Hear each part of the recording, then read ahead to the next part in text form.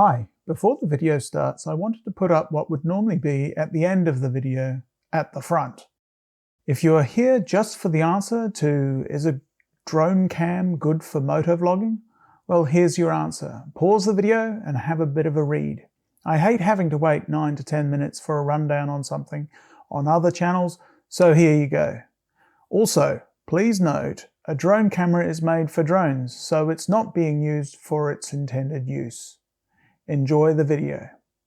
Okay, welcome to the video. This video is all about using a drone camera for a motovlog camera. Now, if you know about cameras, you'll know that the GoPro Hero Session 5 is getting quite hard to find and is also becoming more expensive because people know it's hard to find. So I went and bought this little doobie whacker. Now I've got the GoPro at the top, then the drone camera at the bottom. I'm going to take it for a bit of a ride so you can see the differences between the two.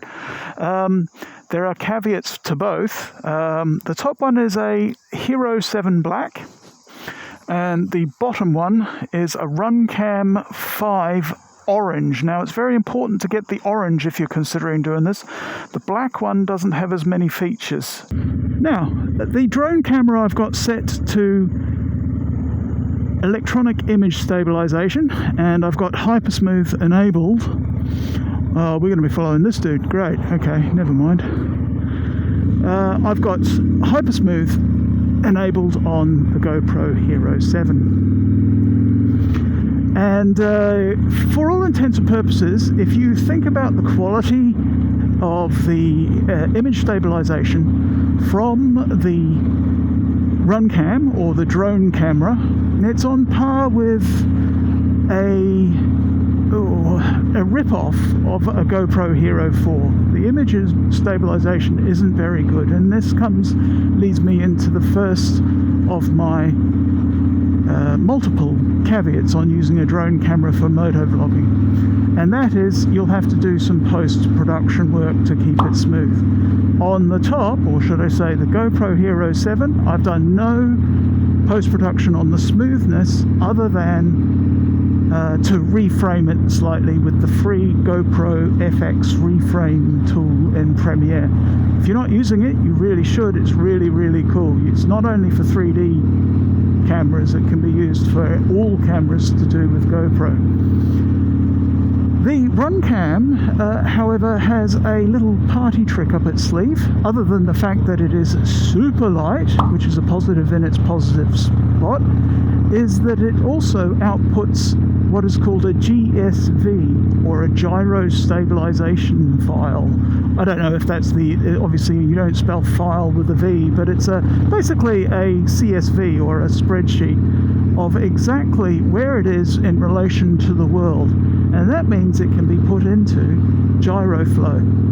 Now, gyroflow works with GoPros, because GoPro, if you set it to GPS on, will in fact embed gyroscopic data into the file, and gyroflow can actually see it.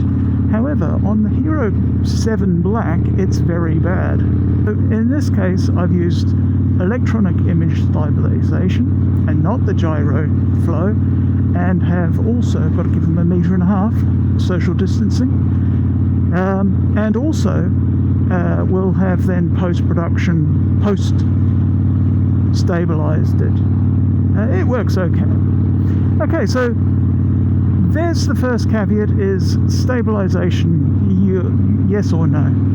The next one is audio. Now, you're not actually hearing the audio from the GoPro or the Runcam, because primarily I do my audio separately. I use a free program on Android called Parrot, because Parrot allows you to set negative numbers to record with, because on a motorcycle you need that negative 12 decibels goodness. and it does a pretty good job. So the audio you're hearing is currently an iPhone 5 mic going into an Android. That's it really. So you're not really, the audio isn't, what you're hearing is not either one or the other. But there is a caveat. The runcam drone camera, because it is a drone camera and only a drone camera, cannot record audio straight to the track. Now I don't have it on my GoPro right now, but I've got a media, g'day mate, I've got a media brick that adds the microphone ability to record directly to the track. And if you're not recording your audio separately, then that is a massive positive in the face of GoPro. The runcam does something much better. The file namings for GoPro can be all over the place, and it can be a little bit daunting and a bit confusing. I finally got my head around it, but runcam is numbered sequentially. So this might be RC for runcam 001, followed by 002, followed by 003. Now those of you who work with GoPro will say, oh, wouldn't that be great? Yes, it would be.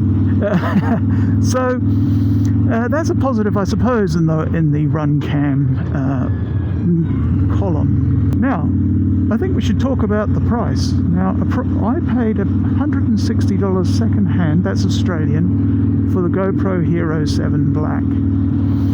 And I paid $120 for the drone camera. And if you didn't need or could print one yourself, the drone camera mount, because it doesn't come with one, then you can also save yourself 25 Australian dollars on that. So $95 for the camera. It's pretty good. Now there's still some more things you've got to remember. The runcam drone camera, you must use your mobile phone to do the settings on it. You can't, there's no screen on the back. It only weighs 56 grams. I'll put the correct amount up here. But it is very good, and it works very well and very quick too. So in its favour, it's very good. It hasn't got Wi-Fi or Bluetooth connectivity. So how it works is it generates a QR code. You point the camera at the QR code, and the QR code has all the information such as 4K, 2K, etc. And I think I'm going to be stopping here. Yes, I am. And has all the information, and you set it up, and it logs it, I think, to an INI file, old school text document on the main hard drive. I'll talk about the hard drive in a moment. And yeah, I'm going to take the full length. I've never done that before. Normally I just sort of, I can't be bothered. It's I'm just going to park over there so that I can take a picture of Brisbane City. Yeah, so it lodges it as a file on the hard drive. Now, speaking of hard drive, it has support for, I believe, up to 128 gigs. Let me just turn this off. There we go. Off. Thank you. I'm sorry, Harley. Sometimes you can be just a tad noisy. As you'll know, I've parked like a Harley rider. So we're diagonally in a car parking space, and knowing my luck, I'm actually over the white line. I'm not over the white line. Look at that. The drone has compatibility up to, I believe, 128 gigs. The GoPro Hero 7 Black is the same. Obviously, the newer GoPros can take bigger cards, etc. So it's really down to a price point, weight point, and how stealthy it is. It's not very stealthy in its orange format, but it is quite stealthy if you were to get a black pen and just black it out or something. I don't know why they kept the orange ones as the high-end ones and the black ones as the lower end. It seems very odd. But that's my brief rundown on the drone. Which one am I going to use? I'm going to continue to test. I've been very impressed with the drone camera, using it as a motovlog, but the overall look and feel of the GoPro is better.